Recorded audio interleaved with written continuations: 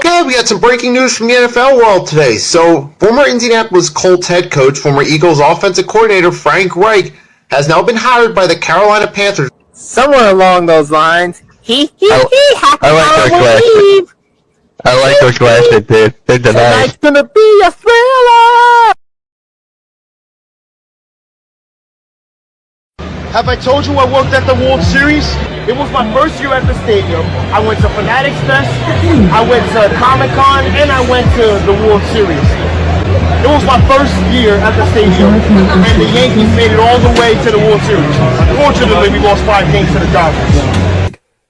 I said the Giants will be a perfect fit for John Harbaugh because you already established the quarterback situation. You already established the running back position. You already established the wide receiver position, and you have the top 5 pick in the draft.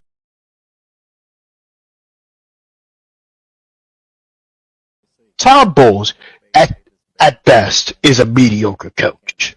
He did the same situation with the Jets back in 2015, ultimately maliciously ruining a power-hungry Baker Mayfield and potentially Mike Evans. But Indianapolis ultimately came back, got the go-ahead touchdown. Then, at the end of the game, when Brady got the ball less than a minute, Peyton had his head down the entire time because he knew Brady had enough time. But the interception happened. It's funny. All of a sudden, Peyton Manning hears the crowd roaring. He finally looks up and starts jumping up and down real.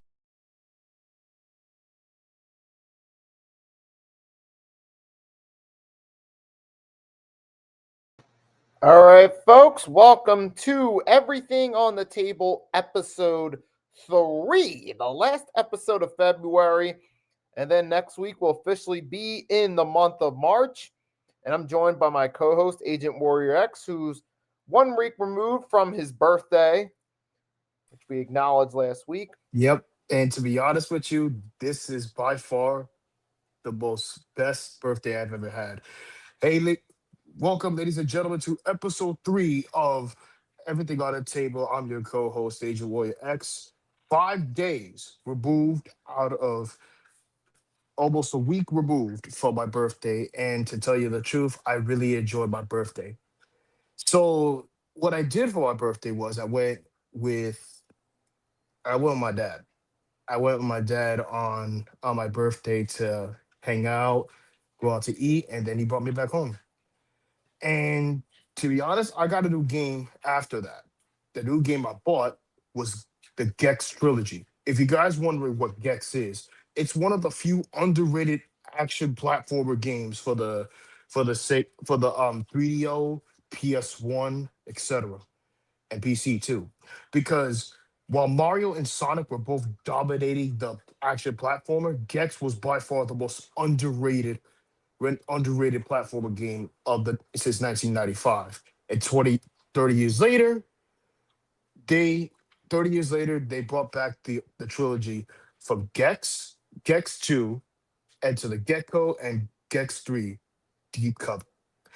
So this is episode 3. Today's topics will be about the NBA drafting, NBA tanking rule, and of course around the sports leagues with me and Nikki Steves. So breaking news. Manny Pacquiao and Floyd Mayweather are fighting again for the second time in over a decade. Last time that happened, Manny Pacquiao won by anonymous decision.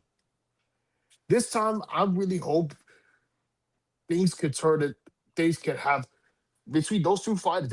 They're both great, but I hope it could be a different one this time. Otherwise, it's going to be ending up in the exact same result. But this time, it's taking place at the Vegas Sphere. I mean, yeah, I could not believe it when I heard that. Outside of that, Mayweather did end up winning by decision that first time. But here's the crazy part. I'd say this. On one hand, I personally don't care to see it at this point because the last fight, while it drew big numbers, a lot of fans walked away from it feeling like it could have been more. Yeah, even Oscar De La Hoya retired boxer turned promoter, even said on Club Shay Shay, he thinks that that fight would have happened a few years sooner. Pacquiao would have put up a better fight. He said he doesn't know if they would have won, but he would have put up a better effort. Now, it's still going to draw. People will still be interested because there are those Mayweather haters that would just love to see him lose. And Pacquiao fans would love to feel that vindicated. So it's going to draw no matter what. But I personally am not interested in seeing it. If we were going to get a 2-fight trilogy of this should have been in the first half of the 2010s, somewhere between 2010 and 2012, 1 or 2 fights during that stretch, maybe even a third, depending on how those played out. But now doing a rematch in 2026, while it will still draw, there still have name value. It's not going to be that spectacular outside of the name value. To tell you the truth, it should have been way too sooner. It should have been way too sooner before this because, in my perspective, Manny Pacquiao, in my opinion, Manny Pacquiao is a really excellent boxer in the cruiserweight or the welterweight division. But between prime Manny Pacquiao and prime Mayweather, that could have been a fight in 2010 in the early 2010s before 2014. But I think, in my perspective, the winner of that fight, but we're not going to see that yet because sooner or later, there's going to be a Fanatics Fest press conference about it. Because the last time that happened, it was Mike Tyson. It was Mike Tyson and Jake Paul. That was by far the most boring fight I've ever seen. Yes, Mike Tyson is pretty much old at that point, but he doesn't have anything left in the tank. Yeah, I mean, and like you said, I mean, the press conferences, yeah, they'll find ways to make it interesting, which they usually do, particularly Mayweather. He's known for being a great character at the press conferences and making them entertaining. But in terms of the fight itself, I mean, some people might lean toward Pacquiao having the advantage because he's been more active over the past since 2017 when Mayweather had the celebrity fight with McGregor. But even I then, kid you not, that was by far the most controversial fight I've ever heard in 2017 because between a lot of people say, "Oh, Conor McGregor would knock out Floyd Mayweather." I kid you not. Between two different sports of UFC and boxing, I'm gonna say boxing has the upward advantage because you can use your fist instead of your foot. I mean, I think like between the two, UFC had that initial boom in the late 2010s or late 2000s, early 2010s, but then over time, it kind of slowly faded into more of a where now it's got like one main type of demographic only. And now it's like boxing, you still have some of that mainstream, but more casual basis. Although over the weekend, Ryan Garcia beat Mario Barros, who Pacquiao had that draw with last year. And now there's possibilities of a Ryan Garcia Devin Haney rematch, assuming it doesn't get overturned due to a failed drug test like it did a few years ago. I'm gonna be completely honest with you. When it comes to UFC fights, speaking of UFC, the best rivalry in UFC has to be Daniel Cormier versus John Jones. In my perspective, this was by far the greatest UFC rivalry of all time.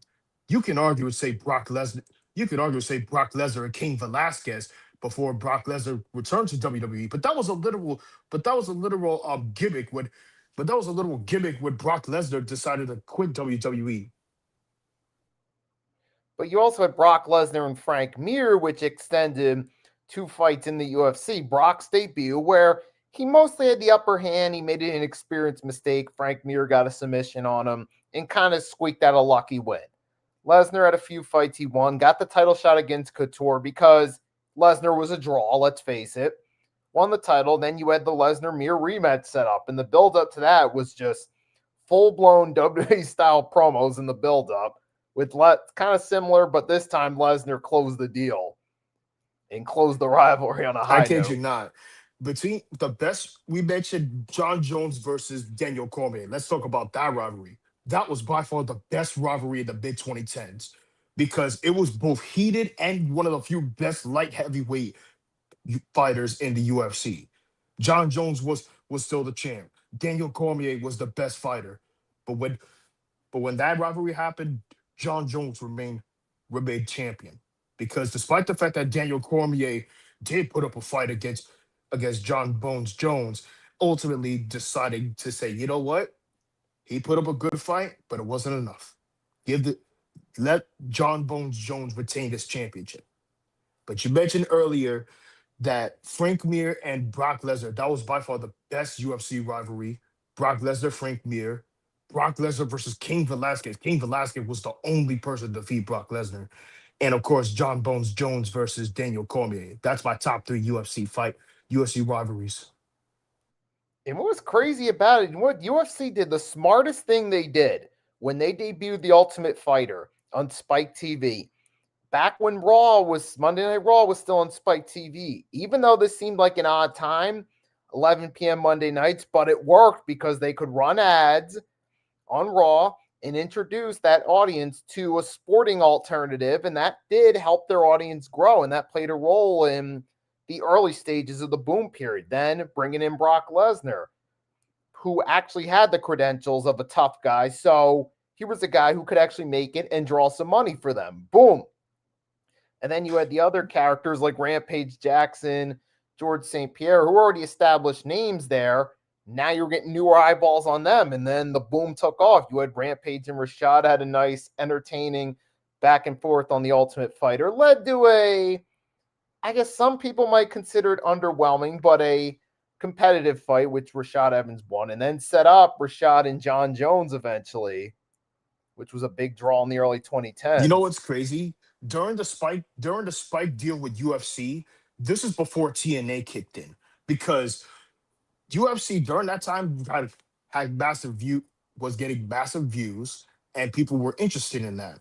But ultimately, when TNA came in, it took over everything. It took over everything in the late 2000s, the early 2010s. If I had to choose the best way to describe TNA wrestling, the early 2010s was peak. It was peak because you had Kurt Angle, you had Samoa Joe, you had Main Event Mafia, AJ Styles. By the way, congratulations on AJ Styles to making it to the WWE Hall of Fame. Best wrestler in Impact Wrestling. Don't get it twisted. And of course, you got and you forgot Abyss. Abyss was part of it. Was the King? Some people call it the Kane knockoff of TNA. I don't think so. Abyss was a completely different gimmick. And perspective-wise, the best one has to be the Dixieland feud between Dixieland and the others. But the best rivalry has to be Fortune versus Immortal. That was by far the greatest faction. While Survivor Series was still amazing during that time, Immortal and Fortune was by far the best gimmick, and of course faction war in professional wrestling. TNA, that's kind of like, to me, a bittersweet type of deal, because they had a lot of talent pass through that went over well with their main audience, but here's the biggest mistake they made that hindered them in the long term. They didn't aggressively market it enough when they had Kurt Angle, Jeff Hardy, Bobby Lashley, guys that WWE fans remembered. If they would have just done more to market it and get themselves out there, they could have done more. And in the long term, that ended up being their downfall, because eventually all those guys mentioned started to leave, and then TNA started to fade with it, and that ultimately came back to bite them in the long term, because they could have had more, could have brought in more viewership and ultimately paid their guys more money over time. And then we'd be talking a completely different story. Yep, and that's before WWE TKO bought TNA to collaborate with TNA and NXT. Oh, and we're losing to the Mavericks. Great. Oh, yeah. And right. Oh, yeah. We got a big night on the NBA tonight. That's right. I mean, you're going to have, let's see, Sixers are playing the Pacers, which the Sixers, that was a weird week for them last week. It started off with a loss to the Hawks, who, by the way, Jalen Johnson might actually be better team fit than Trae Young. Kind of crazy. You wouldn't have thought we'd say that a few years ago, but that might actually be true now. And then they lost to the Pelicans, but then all of a sudden on Sunday, Tyrese Maxey showed up and destroyed the T-Wolves, including a poster dunk over to Anthony Edwards. And by the way, Maxey, I would say, he might be a lead candidate for Clutch Player of the Year if the Sixers finish in the top 6 in the Eastern Conference. Here's one problem. Guess who's ahead of him for Clutch Player? Jalen Brunson. And that's going to be interesting. Sixers are up by 10 at halftime, so they are winning for now. And then I just hope, and speaking of the tanking, now let's talk about that. Because, oh my God. Because Adam Silver mentioned it the next year, the lottery will be dropped. The teams that are previous to the bottom 3 and potentially go, if you team Maggie to the Eastern Conference Finals, that pick could potentially be going up to like the 6th or 8th pick. My honest thought about it, possibly the worst case scenario for those who are rebuilding. Because don't get me wrong, Brooklyn has been rebuilding ever since that 2023 season. Ever since that 2023 season, this team has officially gone downhill.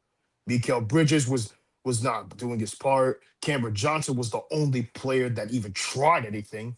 And the rest of them, including Cam Thomas, was injury prone before he went to the Bucks, which is why it led them not only the worst case scenario, but also the worst case scenario trading that pick to the Rockets. You know which trade I'm talking about.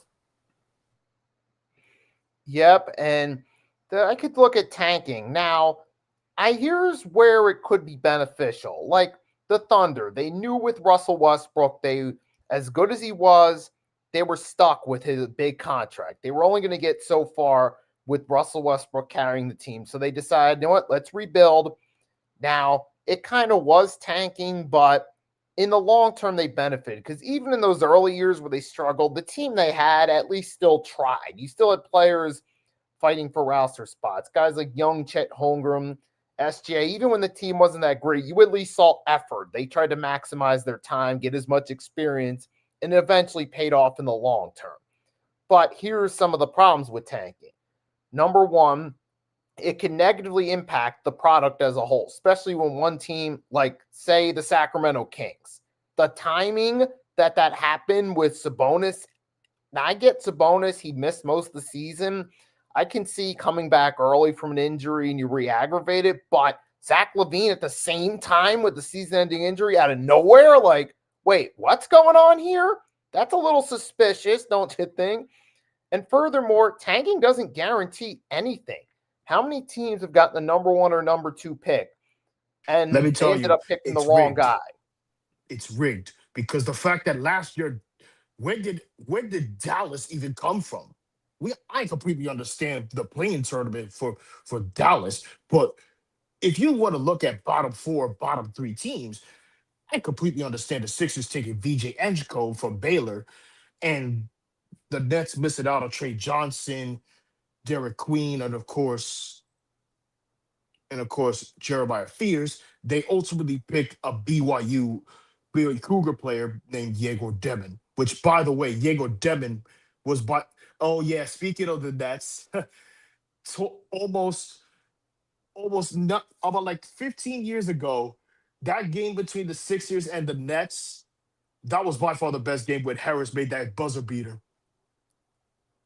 I actually just saw that highlight, I think, the other day, ironically. I kid you not. Harris was by far the most underrated player on that team, especially when they're playing the final days in the Izon Center before they move to Newark.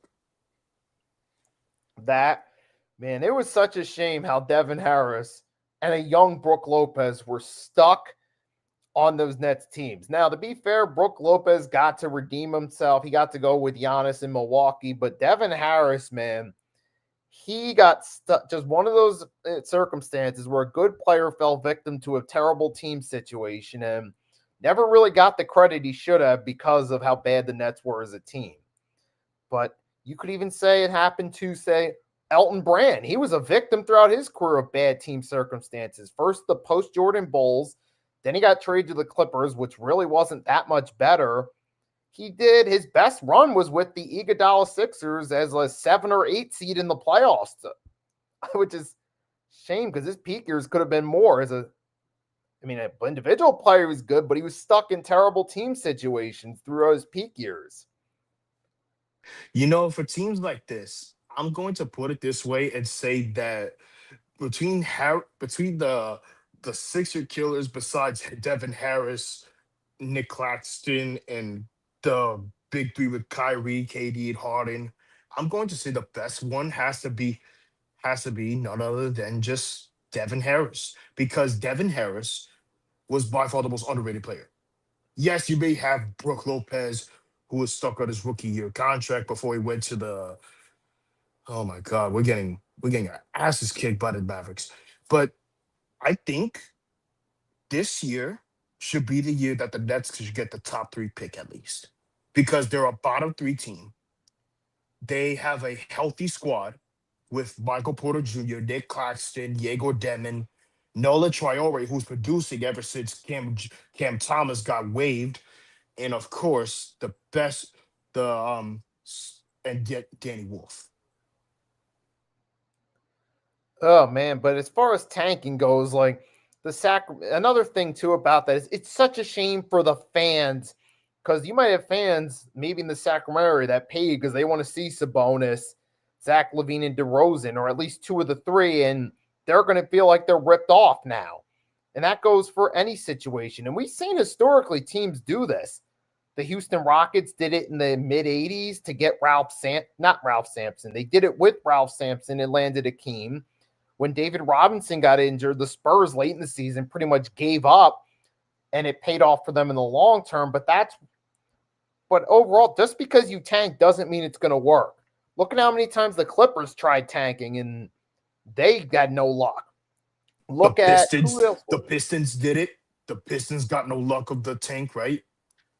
Even the Sixers with the process, let's be honest, that was really a failed tank. You got lucky with Embiid, but outside of Embiid during those specific process years, what hits did the Sixers have? Matter of fact, 2017, they traded up one spot to get Markelle Fultz. Everyone thought it was a slam dunk trade. It was a great steal, but now Markelle Fultz is just a mid-tier player moving around the league. So obviously that wasn't a slam dunk hit. So, and then to be honest with you, Markelle Fultz at first was a really good pick for you, but over time it didn't develop. What about Jahlil Okafor? Okafor could have developed a lot better too. Yeah, there's really, when the Sixers, the closest they've come with Embiid was the post-process years when they acquired Jimmy Butler for that season, or James Harden. Those were done through trades, not through the process draft. That was by far the most dumbest trade that was by far the most dumbest trade that Daryl Morey pulled for James Harden. Why would you trade Ben Simmons to us and 2 first-round picks with Seth Curry and Andre Drummond? I think both teams over time lost the trade because James Harden was slowly declining, Ben Simmons was injury-prone, and Seth Curry and Andre Drummond didn't last that long. Yeah, that was just one of those. Really, neither team ultimately was better off for that.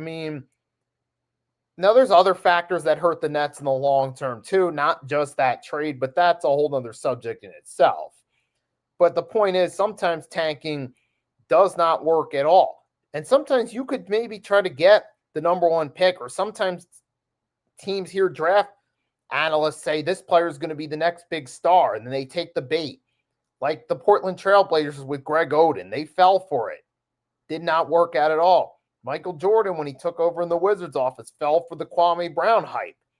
That ultimately is the biggest mark on his tenure with the Wizards, that he's the one who actually made that pick. So we've seen plenty. Anthony Bennett with the Cavs. Just because you get the number 1 pick does not mean it's going to work, or the number 2 pick. That's true, but it depends on how the draft combine and the hit works. Look at Cooper Flag. Cooper Flag was one prime example. Dallas Dallas traded their best player only for them to get the number one pick. What kind of Dallas, Texas team does that? Trade your best player just to get the number one pick. That's like saying you're trading Dak Prescott to the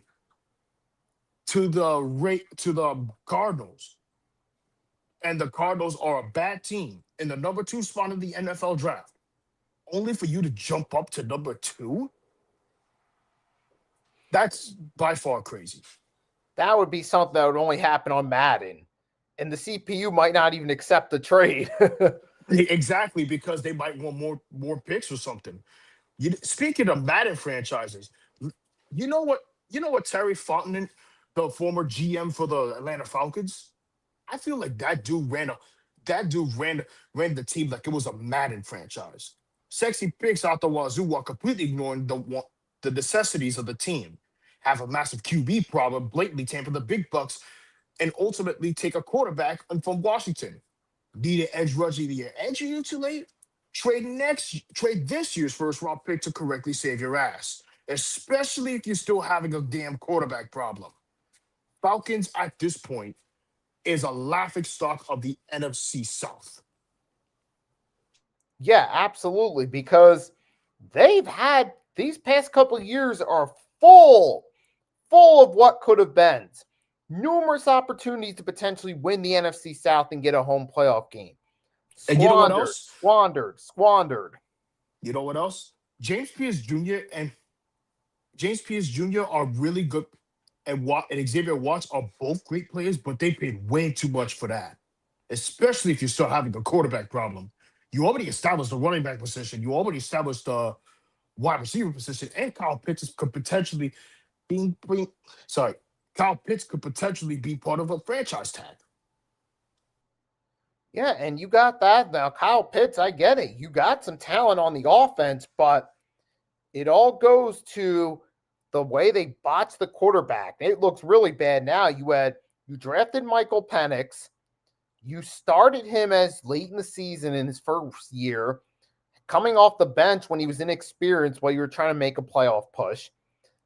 That looks bad. Then you come back, bring him in. He gets injured.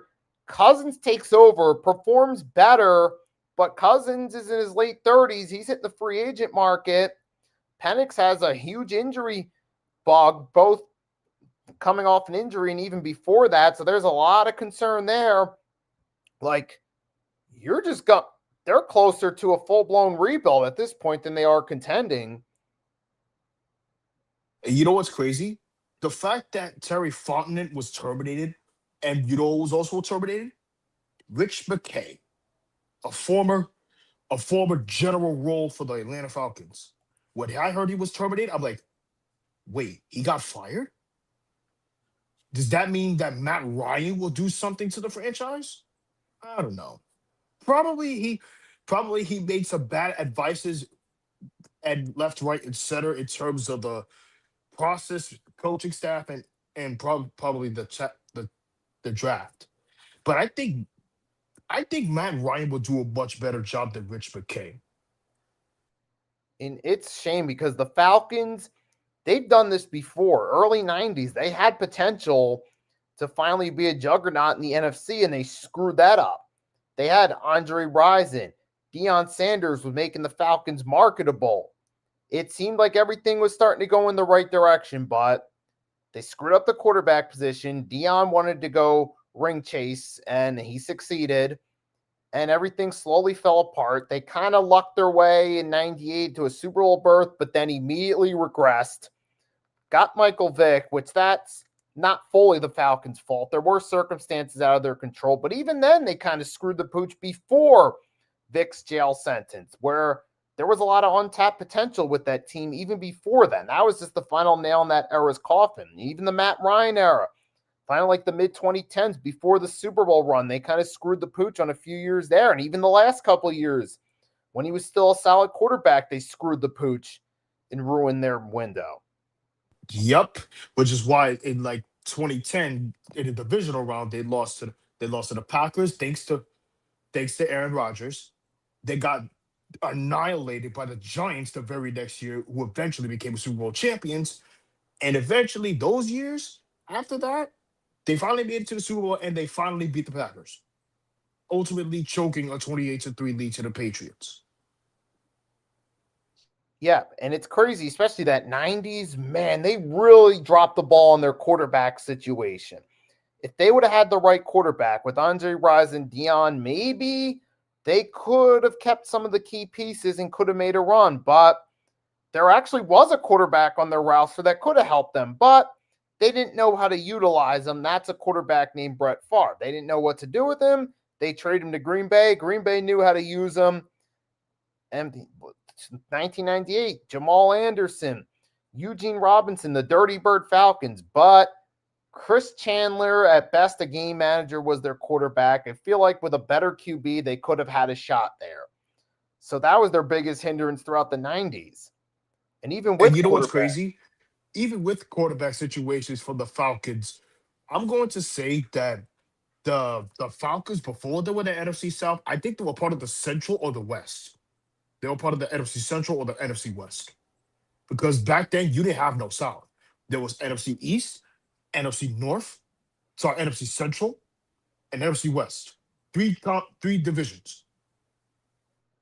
Yep. Oh, yeah. Entirely different era of football back then. And free agency was a lot different back then, too. But you still had some historic steals, too, like Reggie White to the Packers, one of the biggest steals that helped change the momentum of the NFC in the mid-90s. Drew Brees to the New Orleans Saints, for longevity purposes, the greatest steal in free agency. And over time, when the Saints won the championship, it was a dedication to the victims of Hurricane Katrina back in 2005. And I think the best division was not the NFC East besides Dallas. It was the NFC Central, specifically the Packers, where Brett Favre and Sterling Sharp was dominant. And I'm glad that Sterling Sharp got into the Hall of Fame. He's one of those players that never won a Super Bowl beside a non-QB, because Sterling Sharp, although Shannon Sharp was the most dominant brother than Sterling, Sterling Sharp was by far the best player that on the Packers they had. Yeah, and that was a good division too. You had them. The Vikings were usually a relatively good regular season team. Just come playoff time, they were cursed. See, they tried with numerous veteran quarterbacks, but I think that ironically was their downfall because they didn't have that true franchise guy that could lead them year in and year out. Until they drafted Dante Culpepper in the late 90s. Ultimately, Dante Culpepper made it to NFC Championship in 99, losing to the greatest show on turf, then getting blown up by the Giants led by Kerry Collins. I mean, yeah, they had something going there, it seemed like, for a minute, but then one of the worst injuries possible could happen to a mobile quarterback whose main strength was his mobility, who wasn't a traditional pocket passer, happened, and that forever haunted Dante Culpepper's career, because even when he came back, he just never was truly the same QB again. The next topic I want to talk about is the ABS system in Major League Baseball, because this is the thing that everybody's been talking about. I think the ABS system could work out perfectly, because people can say that, oh, it's inside the strike zone just a little bit. But to tell you the truth, Exhibit A, the Mets player throws a pitch inside the strike zone, outside the strike zone. But ultimately, it was an inch short because you're short of the strike zone and it's a ball.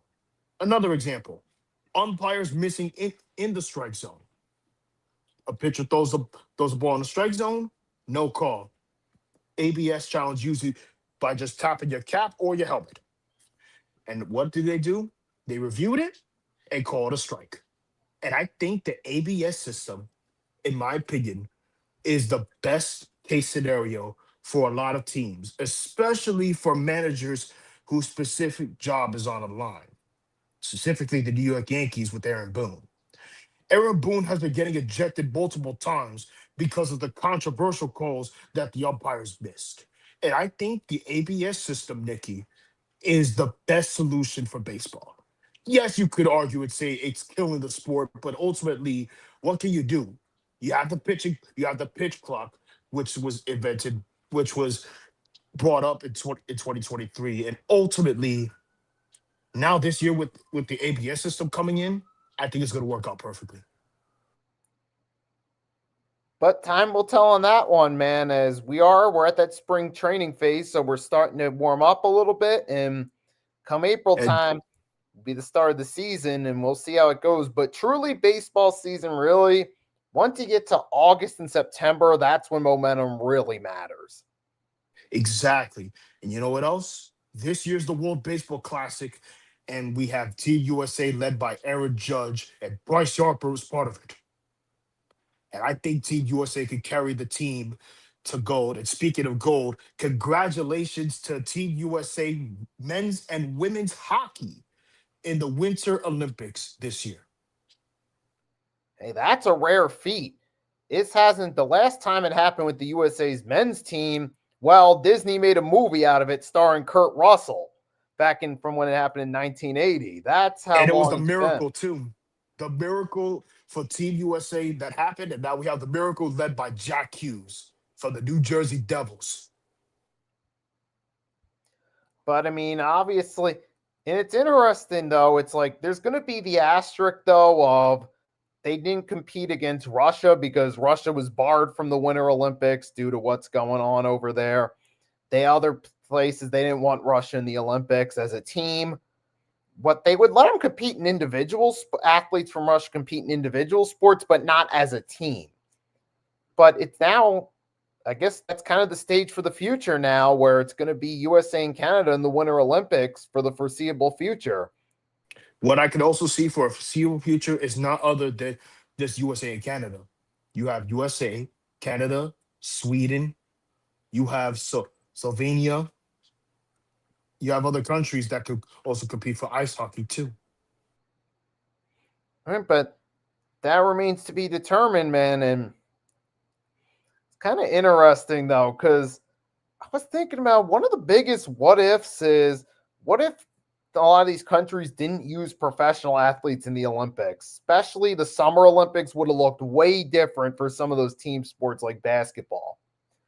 The You can say timing, basketball, the upcoming flag football in 2028.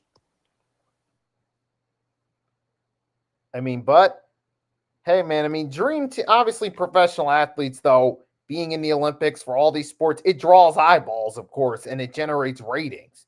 Do you think the ratings would have been high for the 92 Summer Olympics if that dream team wasn't assembled? No, it wouldn't have been. I mean, you would have had an entirely different lineup of guys like Shaq, probably Chris Webber, Jalen Rose, because they were still at Michigan at the time. Christian Laettner and those guys would have been the lineup instead, which would have been interesting, but stories like that wouldn't have happened. The Redeem Team story, which was an excellent Netflix documentary, wouldn't have happened. And actually, the fun part about basketball is the competition's actually tougher now than it was when the 92 Dream Team played. I mean, who was their toughest test? Croatia with Tony Kukoc? Look at Team USA recently. They had You forgot teams like Drazen Petrovic before he passed away. I think he was part of that. Yep, he was part of that. Yep, he was him and Tony Kukoc. They were the toughest test. A lot of those other teams didn't really have a lot of great players. They were mostly just guys that played basketball as a side hobby away from their jobs. But now you got professional athletes, and now that the NBA's become global, it's actually more fun and more competitive going against teams like Serbia, France, Germany. Those games were actually fun. To be honest with you, when you want to talk about best NBA players globally, besides USA, I'm going to say the best one has to be not SGA, because I know he's from Canada. The best global player from the NBA all time has to be Dirk Nowitzki, because he came from Germany and he was the Mavericks' best player. Right. And yeah, absolutely. He's definitely number one because he had a full career stayed loyal to the Dallas Mavericks, made a ton of All-Stars, had one of the greatest playoff runs by a player in NBA history in that 2011. I mean, opening round, you got LaMarcus Aldridge, Brandon Roy, a respectable force, not necessarily the easiest team in the world to beat, but they won that series. Then Kobe and Powell, the two-time defending champs, the heavy favorites, destroyed them. Conference championship. A young KD, young Russ, young Harden beat them. Then Miami's big three, and they also fell to the Mavericks. That was one of the greatest individual playoff runs from start to finish by a player, alongside some of Michael Jordan's runs or some of Magic Johnson's runs. You know, speaking of dream teams, I think that dream team in '92 was by far the best besides Jordan, Pippen, and Rodman. But I think, in my opinion, the best until I think the 2004 basketball dream team was like, what was it like what if the Team USA won the gold instead of another country in 2004 in Athens? Did KG fumbled or probably someone else did? I don't know. Maybe.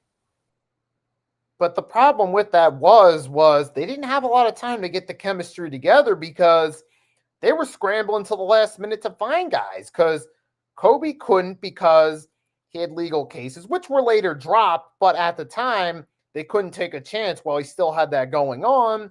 Shaq was a last-minute decision not to go, so they just scrambled at the last minute like, here, bring these guys in. They brought Allen Iverson, who had his season cut short due to injuries. They kind of rushed him in. Now, he played with heart, but he wasn't 100% in that Olympics, and it clearly showed he still hadn't fully recovered, and they just threw him out there. It just did not have that same factor. And that's when they decided Coach K bring him in to bring some structure and organization, and it worked. And he was the one who took a chance on Kobe when at the time he was the villain of the league, but it ultimately paid off.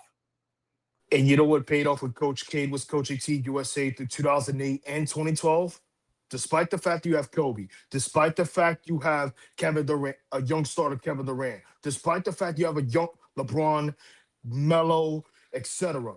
Despite those players, Coach K was by far the best coach in the NBA and in college. Because I think Coach K was by far the best college in Duke. You can argue and say Greg Popovich is the best coach in basketball alongside Phil Jackson, but I think between him, if Coach K was coaching the NBA, his perfect fit, his perfect fit would have been Brooklyn, because you have younger development talent, you have a upcoming star of Diego Demon, and potentially Cam Thomas, if not cut. That would be an interesting scenario, but we also got to wait and see what happens. And right now, it's going to look at the NBA scores one more time. Let's see what's going on. Sixers are still beating the Pacers. Thunder are up over the Raptors at halftime by 11. Knicks and Cavs, 54-49 Cavs. Hawks are destroying the Wizards, no surprise. Pelicans are up 38-24 over the Warriors. That's an interesting Are they one. really trying to destroy their tank? You know who did that? We did. We destroyed our tank at the last minute in the late season. And you know who else destroyed their tank in the NFL? The Patriots. But it wasn't really their fault because they were trying to play to win. The Texans destroyed their tank at the worst time until they got CJ Stroud. Yes, Lovie Smith was past the expiration date, but I think Lovie Smith, in my opinion, I think it was a solid coach. But with the Texans, though, they're kind of now stuck with CJ Stroud, who you're not sure about for his future, because if he's not the guy, you're kind of stuck with that burden. And it was great in the short term, but in the long term, that's a bad situation for them to be in. I think Bryce Young is developing really well in Panthers long term, I think. Absolutely. One thing's for sure, he's certainly better than Anthony Richardson Sr., who was initially hyped to be the best QB from that draft class. And Obviously, that's not the case because Bryce Young has had multiple positive TD to INT ratios. He started in a playoff game. While maybe he's not a true franchise guy yet, he's certainly miles ahead of Anthony Richardson Sr. I think Anthony Richardson Jr. is the worst product for the Colts at this point, because Anthony Richardson has played his worst performance on the Colts before Daniel Jones arrived. The Colts was another QB problem as well, besides the Falcons. Ever since Andrew Luck retired, but due to major injury concerns, they have been going through a revolving door of quarterbacks after quarterback after quarterback. They went through Gardner Mitchell, who was not good enough.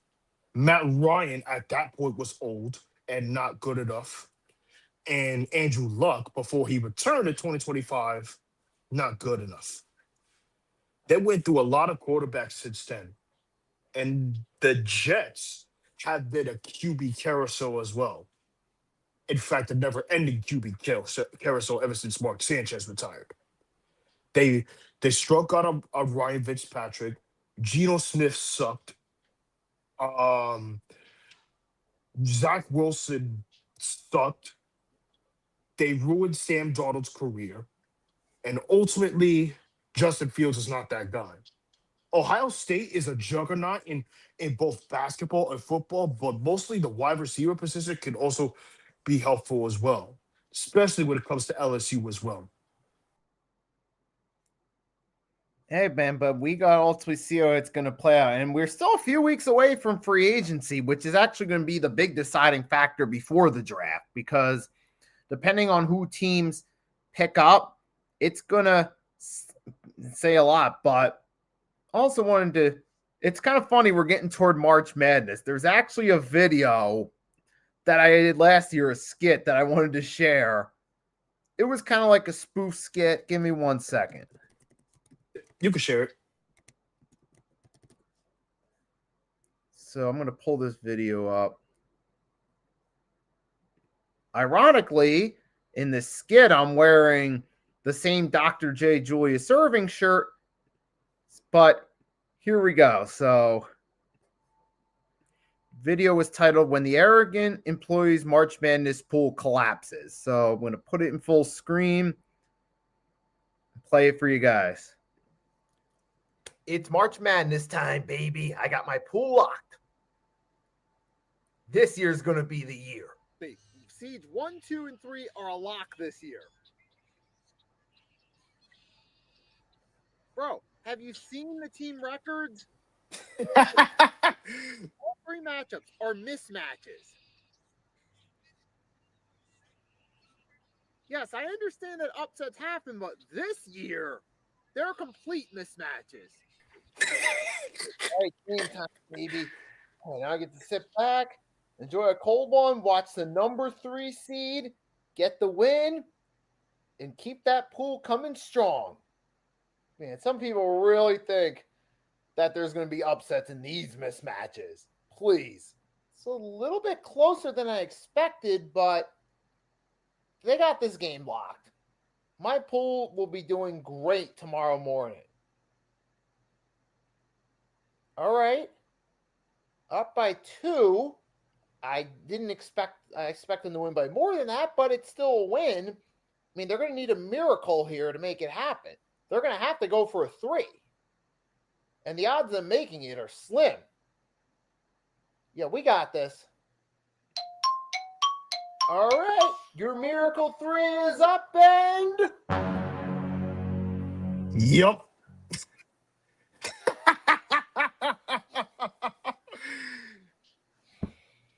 Oh my God. For 1 year, can everybody play up to their abilities one time?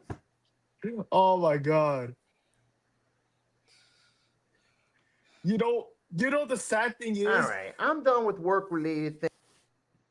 You know the sad thing is that's the mistake. That's literally what happened last March Madness when St. John was like the top seed and it's like a few top 3 seeds in the March Madness. And this is from another character's perspective. Things for the day. I'm going to relax a little bit. We ain't going to worry about that. Although they did bring one thought to mind. What's going on with March Madness? The sea. Oh, we got an upset. Oh, Nick's pool just fell apart. Good. This is peak because he casual was being fans at way best. too cocky and full of himself in the office. I can't wait to see him tomorrow. This is peak. That was peak casual fans at best. Because I kid you not, tell me this is accurate. But that first segment you mentioned, that's literally what happened last year with St. John, where they were the top 3 teams in the country. St. John was the top 3. Michigan State was one of the top 5 teams, and of course, Florida and Houston were also top 5 teams as well. Guess what happened? Ultimately, Florida won it. Yeah, exactly. You can never, because first off, rankings, each team has a different schedule, and marketability does play a factor in the power rankings. So just because you're ranked higher doesn't make you the better team. But Exactly. The ball is sometimes in March Madness, favorites don't matter. It's all about how you play. It's all about the underdog stories. Like, for example, that underdog story with Villanova back in 2016 and 2018. You also got Michigan State making to several Final Four appearances. That's also an underdog story, but they weren't favorites. By the way, I picked Michigan State to go back to the Final Four, but not the national championship. So this year we have Michigan, we had Arizona, we have Michigan, we have let me see the top rankings for college basketball, because so we have Michigan, I mentioned. Michigan State somewhere in there. Yeah, we're like 19th, I'm assuming. We're like 19th or so. Yeah, for the college basketball. So you have all conferences. So yeah, this year the American Conference, you have South Florida, you have the ACC. Let's go to that. The ACC will have, yeah, Duke is number 1. Duke is number 1 in ACC because Cameron Boozer is the best. Hurricanes are okay. North Carolina, not same, but Caleb Wilson has been doing very well. And of course, for the Big 12, you got Arizona, I mentioned. Arizona, Kansas. I'm starting to think Derek Peterson is trying to like decrease his draft stock, because yes, I understand his injury, but why try to sit himself out? Do you recognize you don't want to be the top player in the college? Are you trying to pull like a Markelle Fultz type? Anyways, Houston, I mentioned our top 5. They went to the finals last year. Houston, Kansas, Arizona, BYU, AJ that bench is looking amazing. And that's pretty much it. But hey, it all looks certainly on paper, but once you actually but as you indicated, some of the teams that may be ranked higher aren't necessarily the best teams. And you displayed an example. So, but moment of truth will come when they step on the court come March time, and we'll see who really are the best teams. I kid you not. That video you showed us and the audience were hilarious. And I think this was pretty much on point, because the top colleges, I mentioned earlier last year's top colleges, St. John was the top college in the country. That's literally the mistake they did. Casual fans think that St. John was going to do something, or Michigan State. Michigan State, we made it to like the elite, between the Elite 8 or the Final 4. I think we made it to the Elite 8, ultimately coming up short in the Final 4, losing out. And then ultimately, Florida, led by Walter Clayton Jr., made it to the national championship and won it against Houston. Yeah, man, but yeah, it was an interesting situation, but we gonna have to see how this year goes. We'll have to see, and it's a pretty loaded freshman draft class too, which I think will help with viewership as well. Because they've already been doing some pretty solid numbers for some of these games. Teams like Michigan, Michigan State, Florida, people are tuning into their games when they're on ESPN or ABC. So I'm thinking viewership's going to be really good for them this year. Or TNT, or CBS, or TBS.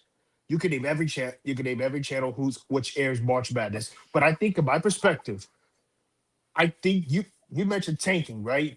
Some tankings work in their favor, like the Detroit Pistons. 3 years ago, about like 4 years ago, when they drafted Cade Cunningham, they were still terrible during that time, but Cade Cunningham looked elite. Orlando Magic. Orlando Magic is another team too. They drafted Pablo Banchero out of Duke. That turned out amazing. And then ultimately, the San Antonio Spurs. Once that team was once dead after Tim Duncan, Tony Parker retired. But that team's now officially resurrected with De'Aaron Fox and Victor Wembanyama. Absolutely. And plus, you got the right role players too. And it helped. They had a top pick where they got Ron Harper Sr.'s younger son, Dylan Harper, who could be a solid piece down the line. And you look at this year, there's a lot of players that at least have some intrigue. You got Cameron Boozer, Tyron Stokes, Jordan Smith, Jason Crow, Caleb Holt, all guys that at least have some interest. Caden Boozer as well. Then you got Pat, how do I pronounce it? The second from Duke, the center, and Dylan Mingo. All these guys at least. Dylan Mingo, Derek Peterson, AJ Dibenza. You can name every player. Oh, yeah. They also mentioned Kingston Fleming. Caleb Wilson. Right. So there's going to be plenty of players to watch out for. So I think viewership, whether it be to tune into the live games or people viewing the highlights, it's going to be on the right. It's going to be high this year. And people are going to be interested. Speaking of March Madness, there's one more topic I want to talk about. And I say March Madness is by far the best one. And I think, to me, March Madness, EA Sports used to make March Madness games until like 2013-ish. I think NCAA March Madness was by far the best college basketball game in a long time. And now they're bringing it back. They brought back college football. They brought back college football, which is now called college football instead of NCAA college football. But March Madness was by far the best. If I had to choose the best March Madness game, it would have to be March Madness 2004 with Carmelo Anthony during that time. Yeah, I mean, I only played it a handful of times, but it was fun when I did play it. I mean, usually around March time, but yeah, for whatever reason, they discontinued that. And that was another question. The whole discontinuing of the college games really was just a bad decision, period. And now they realize how screwed up the sports market is, and they're trying to resurrect it.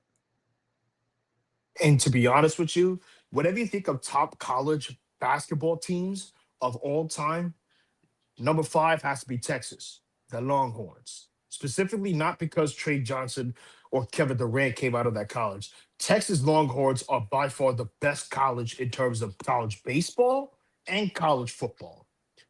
And college football sometimes. But basketball is by far the best one. LSU. LSU is number 4. Why? Because they're both great in basketball and football. Specifically, not because of Joe Burrow, Jamar Chase, Odell Beckham Jr., but specifically the players that came out of that college actually produced very well. Shaq came out of that college, produced very well, and the Magic before he went to the Lakers. Odell Beckham Jr., who ultimately ruled by Dave Gettleman, trading him to the Browns.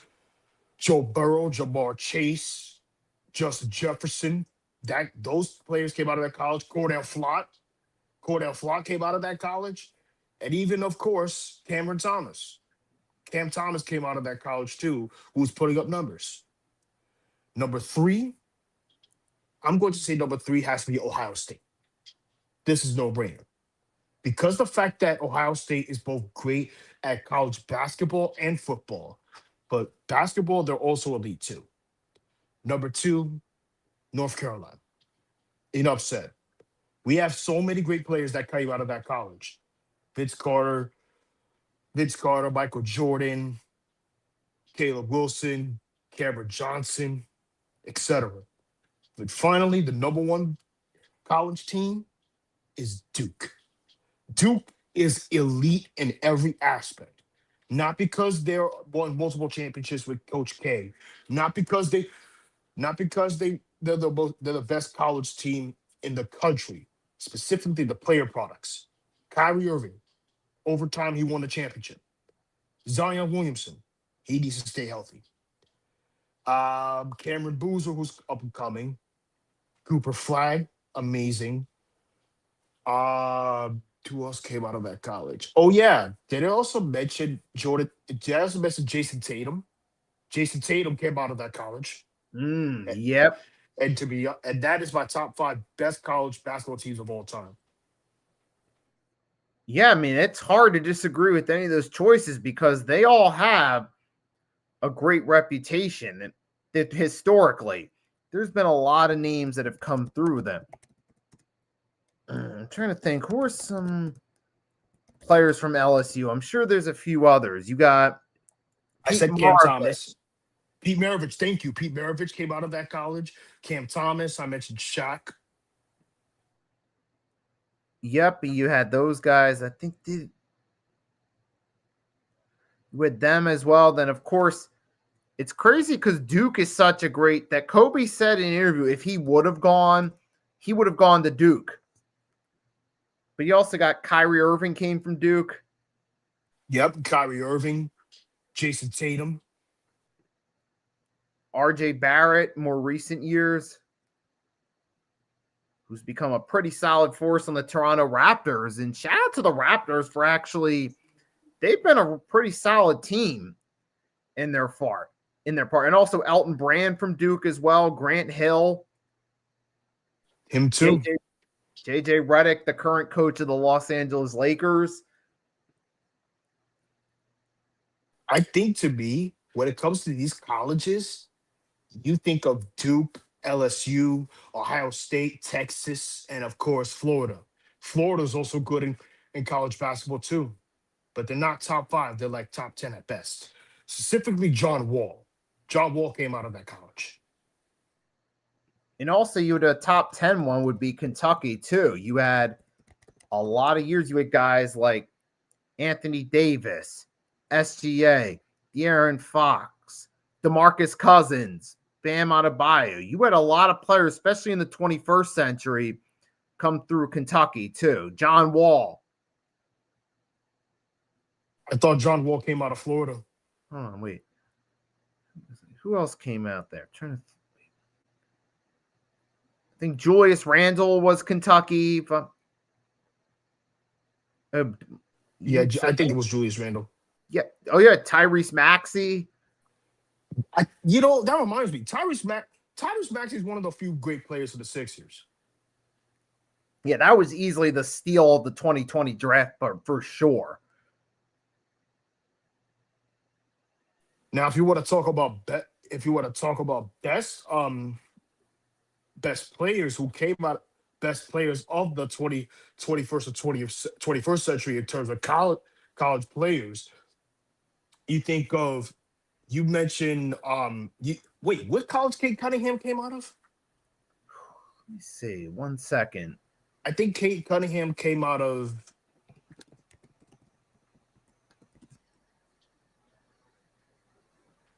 Oklahoma State. Oh, Oklahoma. Yeah, Oklahoma State is underrated. I already know Anthony Edwards came out of Georgia. Georgia is underrated. You know who came out of that college as well? Nick Claxton. Nick Claxton came out of Georgia. Yep, and as far as, of course, Carmelo Anthony had the greatest one and done that 2003 when he led Syracuse to a national championship. That was one of the best we've seen. Of course, you had Derrick Rose in Memphis, was an incredible highlight reel player that one year, and that led to his stock rising to the number 1 pick in the 2008 NBA draft. You had Russell Westbrook. Was it UCLA? I think it was UCLA. Yep, I think. UCLA. Of course, KD at Texas had that excellent year. You know, Kevin Durant, besides his days in the Nets, Warriors, and Thunder, his best prime years was not just the Warriors, but specifically the best days in college, specifically in Texas. Oh, yeah, absolutely. Of course, you had Steph Curry the 1 year at Davidson. It was good enough. Yep. To be a 10 pick and ultimately good enough to be a superstar in the NBA. And currently the best point guard since Reggie Miller. So if I had to choose the one specific team that will get the number 1 pick, it's not Dallas. It's not Dallas. It's not Sacramento. It's not San Antonio either. It's close between Washington, Brooklyn, and potentially Indiana. But not by a long shot. But I think Brooklyn should definitely get the top 3 pick before the tanking rule arrives next season. Yep, I mean, it's kind of early to tell. I could see realistically they're going to go with a team that's maybe a piece away or that's market-wise. I mean, think about this. Brooklyn, since their 2021 blow-up, they have been mediocre, then terrible, and they're rebuilding. They wasted 5 first-round picks for Yegor Demon.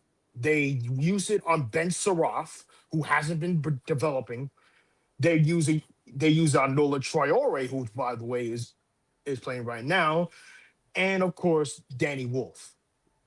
Danny Wolf is producing very well.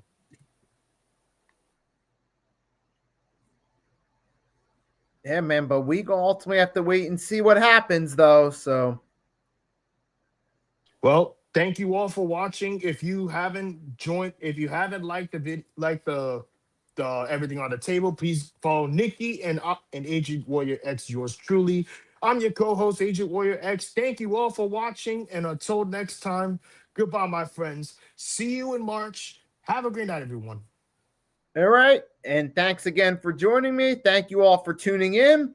Looking forward to next week, where we're the first episode of March. So until next week, for Nikki Steves and Agent Warrior X, we're signing off. Have a great night. We'll catch you next time.